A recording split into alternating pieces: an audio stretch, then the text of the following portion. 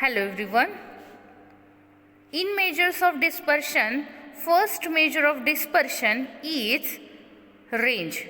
Now in today's lecture, we are going to learn the second measure of dispersion, name is quartile deviation. First of all, we see what is mean by quartile deviation and what is mean by coefficient of quartile deviation. So see how to calculate the quartile deviation. Quartile deviation is defined as QD, that is quartile deviation is equal to Q3 minus Q1 divided by 2, where Q1 is the first quartile and Q3 is the third quartile. And the relative measure of quartile deviation is coefficient of quartile deviation formula is Q3 minus Q1 divided by Q3 plus Q. Let's see one example of ungrouped data. Calculate the quartile deviation and coefficient of quartile deviation for following data. The data values we are given 26, 30, 35, 5, 6, 7, 9, 20, 40, 45, 11, 18, 15, 49 and last is 60. Here the ascending order data values are 5, 6, 7, 9, 11, 15, 18, 20, 26, 30, 35, 40, 45, 49 and last is 60. We already learned how to calculate the quartiles for ungrouped data. For finding the quartiles for ungrouped data, we need to arrange the data in ascending or descending order.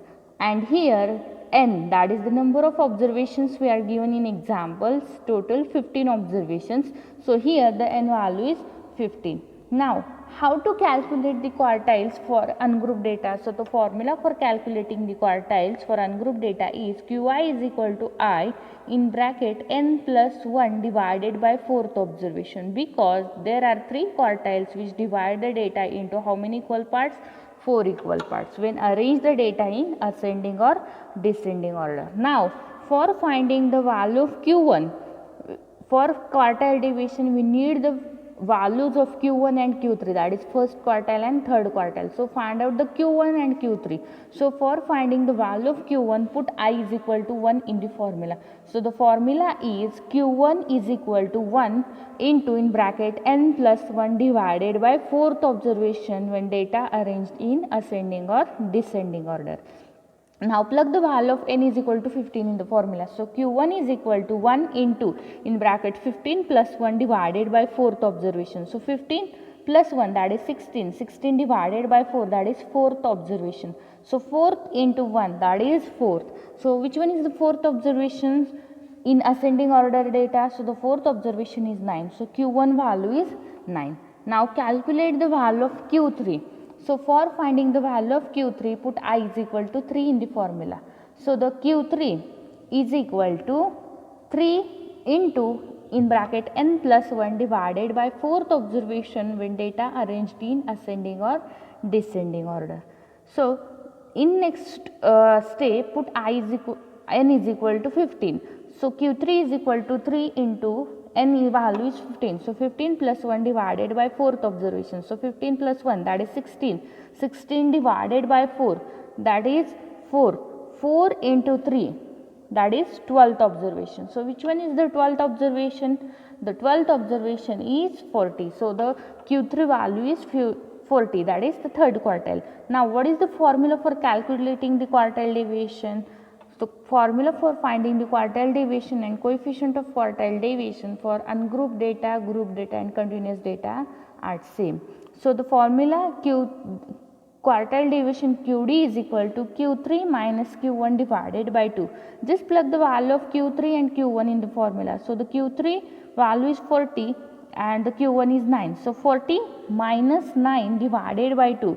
So 40 minus 9, that is 31. So 31 divided by 2, that is 15.5. Now the coefficient of quartile deviation formula is Q3 minus Q1 divided by Q3 plus Q1.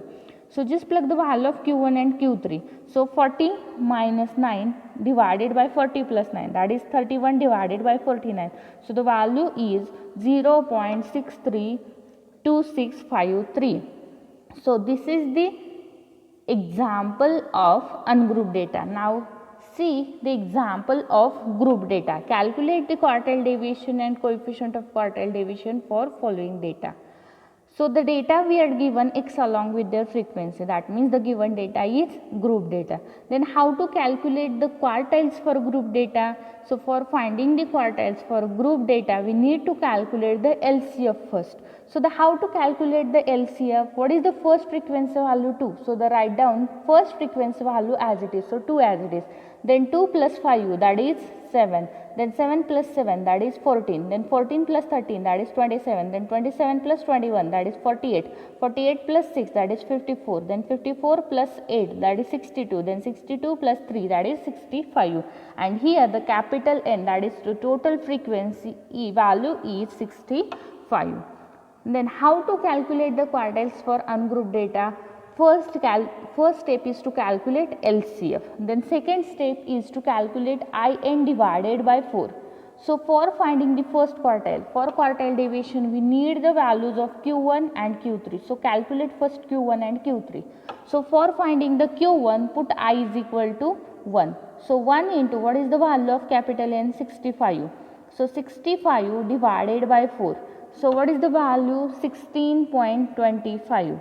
So see the LCF just greater than 16.25. Here which LCF value is just greater than 16.25? Here the LCF 27 is just greater than 16.25. So the corresponding value of x is first quartile. So our Q1 value is 17.5. Now calculate the Q3. For finding the value of Q3, put I is equal to 3. So I is 3. So 3 for Q3. So 3 into 65 divided by 4. So the value is 48.75. Now see the LCF just greater than 48.75.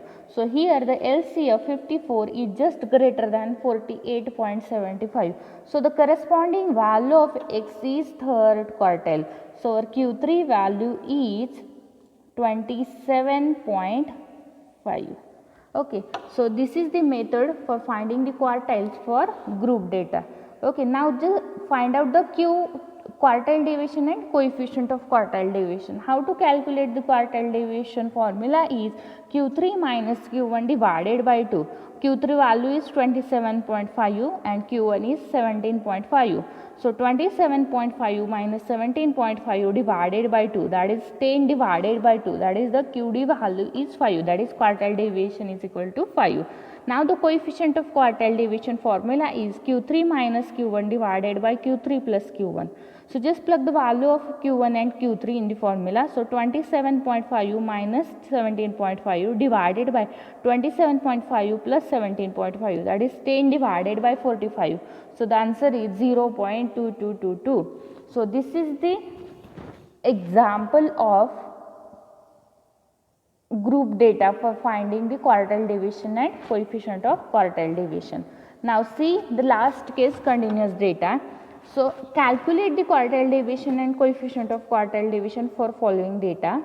Continuous data means we are given the classes along with their frequency. Now how to calculate the quartiles for continuous data?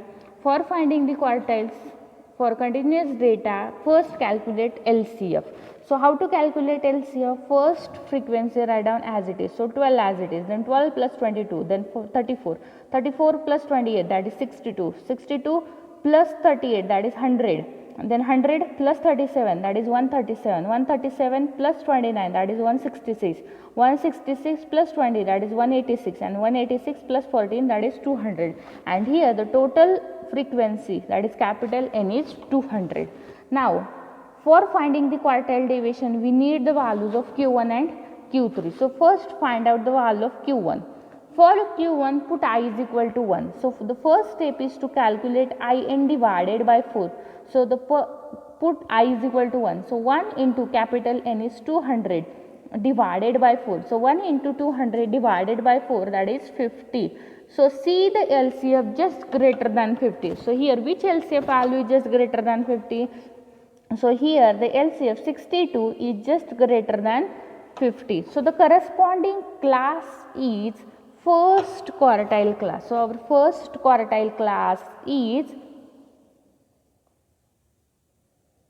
4 to 6. Now what is the formula for calculating the quartiles for continuous data? Qi is equal to L plus In divided by 4 minus Cf upon F into H. Now just put I is equal to 1. So Q1 is equal to L plus In divided by 4 minus Cf upon F into H. Then what is the L? L is the lower limit of quartile class. So what is the lower limit of that quartile class? 4. So just plug the L value is 4. Now what is the value of In divided by 4? So In divided by 4 value is 50. So 50. Now CF. CF is the LCF value before the quartile class. So here the LCF 34 value is before the quartile class. So CF value is 34. Now F. F is the frequency of quartile class. What is the frequency of that first quartile class? 28. So 28. And H is the class width of quartile class. How to calculate the class width? Upper limit minus lower limit. So upper limit is 6 and lower limit is 4. So 6 minus 4, that is 2. So H value is 2. So in next step, Q1 is equal to 4 plus 50 minus 34, that is 16, divided by 28 multiplied by 2. So 16 divided by 28, that is 0.5714 multiplied by 2, that is 1.1428, plus 4, that is 5.1428. So our Q1 value is 5.14. Now for Q3, put I is equal to 3. So In divided by 4 value is, put I is equal to 3. So 3 into capital N is 200 divided by 4. So the value is 150. Now see the LCF just greater than 150. So here which LCF value is just greater than 150? So here the LCF 166 is just greater than 150. So the corresponding class is your third quartile class. So the third quartile class is 10 to 20, 10 to 12. So what is the formula for calculating the quartiles for continuous data? The formula is Qi is equal to L plus In divided by 4 minus Cf upon F into H. Just put I is equal to 3. So Q3 is equal to L plus In divided by 4 minus Cf upon F into H. What is L? L is the lower limit of quartile class. So what is the lower limit of that class? So 10. So L is 10 plus In divided by 4 value is 150. What is CF?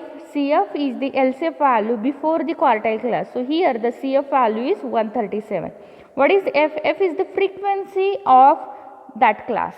That means quartile class. So what is the frequency of that class? 29.